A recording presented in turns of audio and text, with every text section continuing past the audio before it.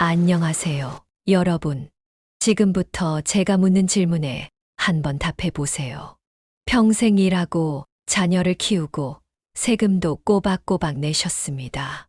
이제는 고생한 만큼 국가가 마련해둔 기초연금으로 편안한 노후를 보내야 할 차례라고 생각하시겠죠. 그런데 막상 연금을 신청했는데 이런 답변을 받는다면 어떨까요? 귀하는 기초연금 대상이 아닙니다. 기대했던 기초연금을 단 1원도 받을 수 없다는 통보를 받는 겁니다. 처음엔 믿기지 않을 거예요. 내가 평생 열심히 살아왔는데 왜 도대체 어떤 기준이 잘못된 거지? 더 당황스러운 건 이유를 들어보니 내가 알지 못했던 사소한 것들이 소득이나 자산으로 평가돼서 기준을 초과했다는 거예요. 자녀가 들인 용돈, 오래된 집 한 채, 퇴직하면서 받은 퇴직금 같은 것들이요. 이게 정말 내 얘기가 아닐 거라고 생각하시겠지만 놀랍게도 이런 사례는 우리 주변에서 흔하게 일어나고 있어요. 저도 얼마 전에 한 어르신의 이야기를 들었는데요. 이분은 자녀들에게 짐이 되고 싶지 않아서 평생 열심히 많은 일을 하고 자신의 노후는 스스로 준비하셨습니다. 그런데 기초연금을 신청했다가 탈락 통보를 받고 그제야 이유를 알게 되신 거예요. 혹시 지금 여러분도 혹은 부모님도 이런 함정에 빠질 준비를 하고 계신 건 아닌가요? 오늘은 이런 예상치 못한 함정과 이를 피할 수 있는 방법에 대해 자세히 이야기 나눠보려고 합니다. 끝까지 들어보신다면 정말 중요한 정보를 얻어가실 수 있을 거예요. 예상치 못한 노후 준비의 함정. 우리가 노후 준비를 이야기할 때 보통 이렇게 생각하잖아요. 열심히 일하고 세금도 냈으니 은퇴 후엔 국가에서 기본적인 지원은 해주겠지. 하지만 현실은 그렇게 간단하지 않을 때가 많습니다. 첫 번째 함정은 소득 기준 문제입니다. 기초연금은 소득 하위 70%에 해당하는 분들에게만 지급돼요. 그런데 문제는 우리가 예상하지 못한 소득이 기준을 초과하게 만들 수도 있다는 거예요. 예를 들어 자녀가 들이는 생활비나 퇴직금, 농지 임대료 같은 금액이 소득으로 계산될 수 있습니다. 제가 들은 한 사례를 소개해 드릴게요. 한 어르신은 농촌에서 작은 밭을 빌려주고 소에게 임대료를 받으셨어요. 이 금액이 연간 몇십만 원 수준이라 정말 크지 않은 금액이었는데 이게 소득으로 잡히면서 기초연금 대상에서 제외된 거예요. 어르신은 밭은 그냥 놀리기 아까워서 빌려준 건데 이게 나한테 불이익이 될 줄은 몰랐어. 라며 속상해 하셨죠. 두 번째 함정은 자산 평가 문제입니다. 자산으로 평가받는 항목에는 우리가 예상치 못한 것들이 포함됩니다. 특히 오래된 집 한 채를 소유한 경우 그 집의 공시지가가 높게 책정되면 자산 기준을 초과할 가능성이 큽니다.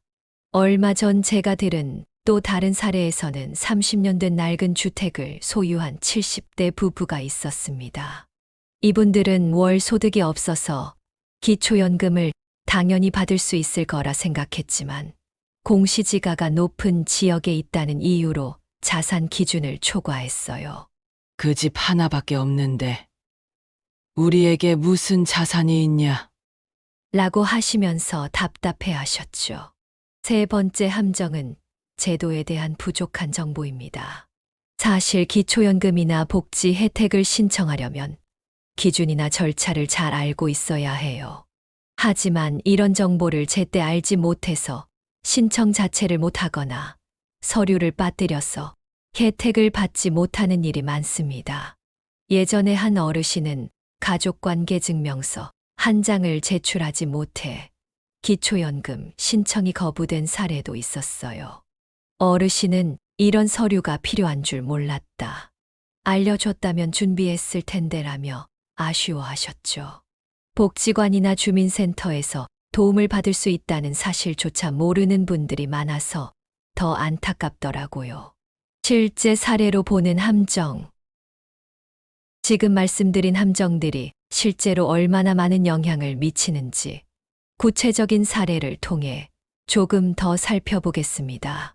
첫 번째 사례는 자녀 용돈 때문에 소득 기준을 초과한 경우입니다.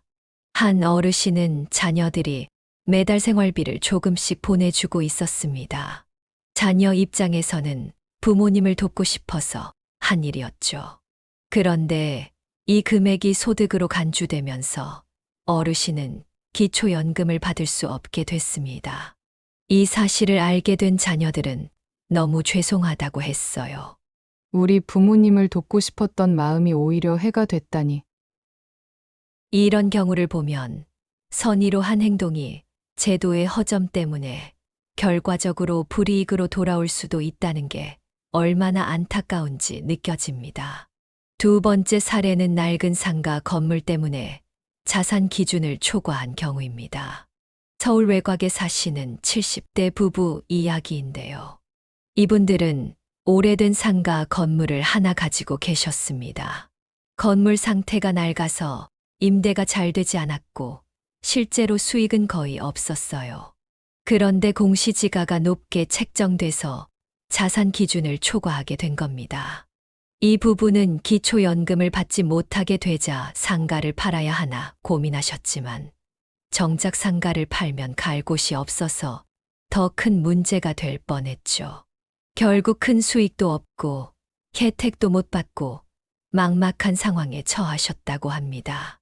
세 번째 사례는 신청 과정에서 서류, 누락으로 거절된 경우입니다.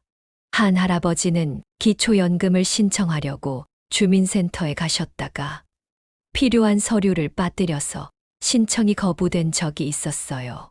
예를 들어 주민등록등본이나 소득증빙 자료는 준비하셨지만 가족관계증명서를 빠뜨리셨던 거죠. 할아버지는 이런 게 필요한 줄 몰랐다. 미리 알았으면 준비했을 텐데. 라고 하시면서 한숨을 쉬셨다고 합니다.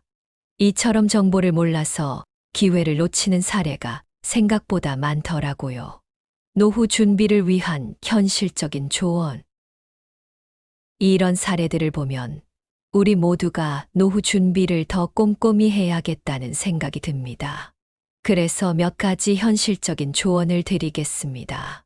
첫째, 소득과 자산 기준을 정확히 이해하세요.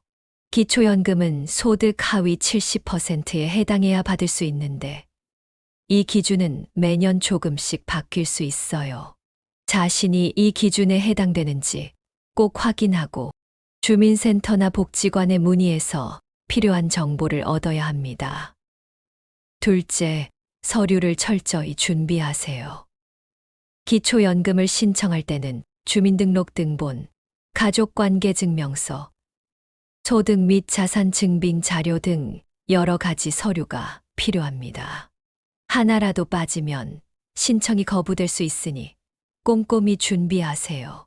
셋째, 전문가의 도움을 받으세요. 복지 제도는 복잡한 경우가 많습니다.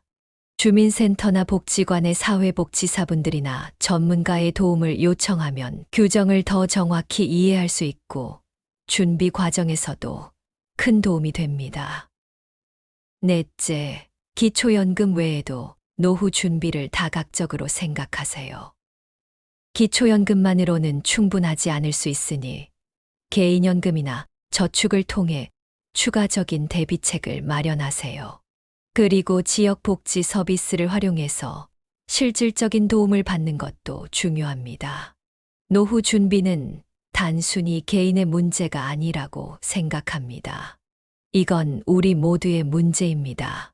부모님 세대가 안정된 노후를 보내실 수 있도록 자녀로서 또 지역사회 구성원으로서 관심을 기울여야 합니다. 그리고 저는 이런 제도들이 더 쉽고 투명하게 운영되었으면 좋겠다고 생각합니다. 어르신들이 복잡한 절차에 막혀 혜택을 못 받는 일은 없어야 하잖아요. 여러분도 주변 어르신들이 이런 함정에 빠지지 않도록 관심을 가져보세요. 오늘 제가 말씀드린 사례와 정보가 도움이 되셨으면 좋겠습니다. 혹시 궁금한 점이나 나누고 싶은 이야기가 있으시면 댓글로 남겨주세요. 오늘도 우리가 모두 행복하고 안정된 노후를 준비할 수 있기를 진심으로 바랍니다. 여러분의 빛나는 인생 2막을 응원하며 깊은 공감과 따뜻한 위로를 전하기 위해 최선을 다하겠습니다. 함께 해주셔서 감사합니다.